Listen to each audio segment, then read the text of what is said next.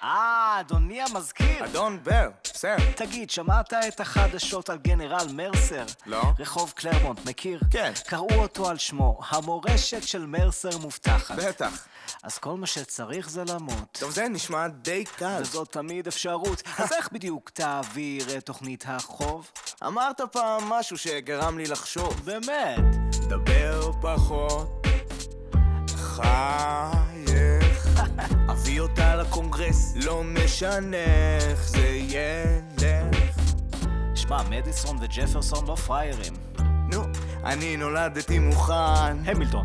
מצטער, בר בדיוק קוראים לי. איך? החלטות הרות גורל על השולחן. מהגר ושני וירג'ינים נכנסים עכשיו לחדר, שני קצוות מרחק של שנות אור, ויוצאים עם פשרה היסטורית, מפרים שתיקה שהתגלגלה לדור דור. המהגר מקבל כוח פיננסי בלתי מוגבל, מערכת שיעצב כאוות נפשו. הווירג'ינים מקבלים את עיר הבירה, וכאן בדיוק נמצא השוס. חוץ מהם איש לא היה שם בחדר, היה שם בחדר, היה שם בחדר. חוץ מהם איש לא היה שם בחדר, היה שם בחדר, היה שם בחדר. אף אחד לא יודע איך עובד הטריק, תופרים את התיק, טוחנים את הנקניק, הכל מריח בסדר. חוץ מהם איש לא היה שם בחדר. תומאס טוען. יום אחד אלכסנדר בא למשרד של וושינגטון, כולו לחוץ ומתרגש. תומאס טוען. הוא אמר לי כבר אין לי עוד ברירות, והתחנן שיכנס איתו תחת האש. תומאס טוען. אז אמרתי למדיסון, אני מבין שאתה שונא אותו, אבל בוא נשמע מה הוא מבקש. תומאס טוען. אני יזמתי את האירוח, בחרתי לנו יין, תוספת, קינוח.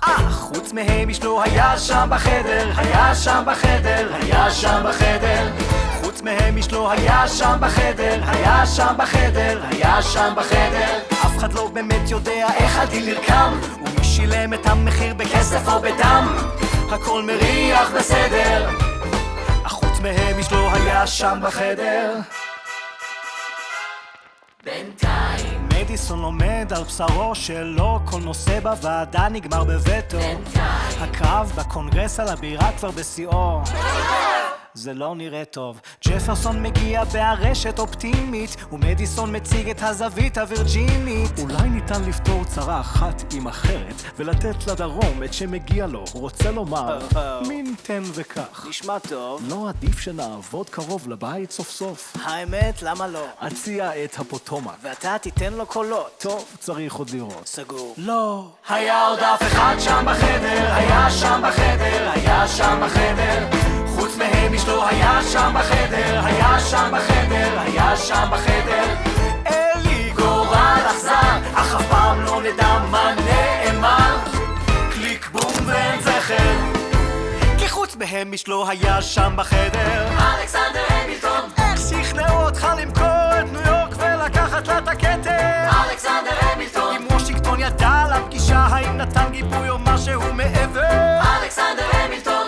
שידעת כבר מראש שלא חשוב היכן תשב עיר הבירה בכלל, כי לנו יש את הבנקים, כולם יהיו כאן. קיבלת בלי לתת. בדיוק כפי שתוכנן, אם אתה במשחק אתה מחויב למשחק, ולא תראה הישג בלי לשחק את המשחק. או זה טוב לרגע, זה רע לרגע, הכל עדיף מלחכות רגע עוד רגע עוד.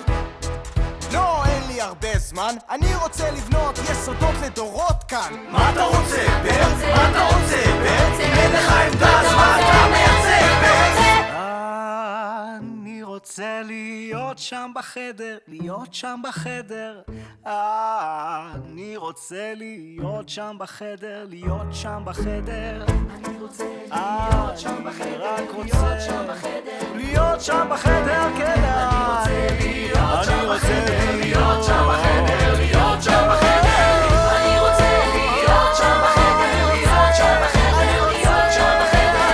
אני רוצה להיות שם בחדר, להיות שם בחדר, להיות שם בחדר. אומנות התן וכך, את העיניים אל תפקח. רוצים לסמוך על נציגי העם, הם לא שואלים אותנו לעולם. חולמים על דף חדש, אבל חולמים בהקיץ מול החידה. קר וחשוך כמו הקבר, אני מוכרח להיות שם בחדר.